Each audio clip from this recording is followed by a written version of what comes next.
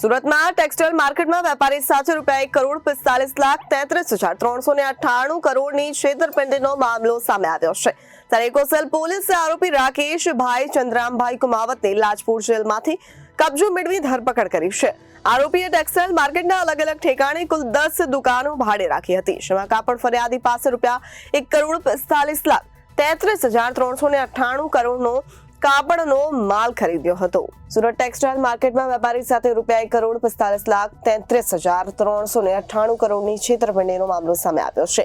એકોસેલે આરોપી રાકેશભાઈ ચંદ્રામ કુમાવતની લાજપુર જેલમાંથી કબજો મેળવી ધરપકડ કરી છે। આરોપીએ ટેક્સટાઇલ માર્કેટના અલગ અલગ ઠેકાણે કુલ 10 દુકાનો ભાડે રાખી હતી, જેમાં કાપડ ફરિયાદી પાસેથી ₹1,45,33,398 કરોડનો માલ ખરીદ્યો હતો। તે માલનું પેમેન્ટ આપ્યા વિના તમામ દુકાનને એક સાથે બંધ કરી ફરાર થયા હતા, જેથી આરોપી વિરુદ્ધમાં ફરિયાદીએ ક્રાઇમ બ્રાન્ચમાં છેતરપિંડી કરી ફરિયાદ નોંધાવી હતી, જે તપાસ સુરત એકોસેલ પોલીસને સોંપવામાં આવી છે। આરોપી વિરુદ્ધ અગાઉ પણ ક્રાઇમ બ્રાન્ચ અને સલાબતપુરા પોલીસ સ્ટેશનમાં પણ કરોડની છેતરપિંડીનો મામલો નોંધવામાં આવ્યો છે, જેથી જે તે સમયમાં આરોપીને સલાબતપુરા પોલીસે ધરપકડ કરી તેને જેલમાં મોકલી આપવામાં આવ્યો હતો।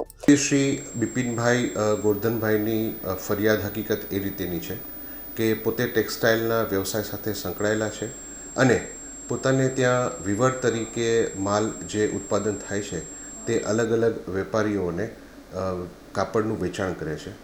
એ અનુસંધાને તેઓએ પોતે તમામ અલગ અલગ વેપારીઓને 1,45,00,000નું કાપડનું વેચાણ કરેલ, જે કાપડના વેચાણ પેટે તેઓને જે પૈસા લેવાના હતા એ પૈસા વેપારીઓએ તેઓને આપેલ નહીં અને તેમની સાથે વિશ્વાસઘાત કરી અને પોતે પોતાનો વ્યવસાય બંધ કરીને જતા રહેલ, જે અનુસંધાને ડીસીબી પોલીસ સ્ટેશનમાં ગુનો દાખલ કરવામાં આવેલ અને આ ગુનાના કામે આરોપી રાકેશ કુમાવતની ધરપકડ કરવામાં આવેલ છે।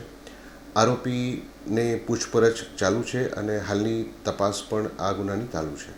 આરોપીનો ભૂતકાળ ઇતિહાસ જોવા જાય તો આરોપી ભૂતકાળમાં સુરતમાં વિશ્વાસઘાતના ગુનામાં ડીસીબી પોલીસ સ્ટેશન અને સલાબતપુરા પોસ્ટેમાં ધરપકડ થઈ ચૂકેલ છે। Bureau report Janadesh news, Surat.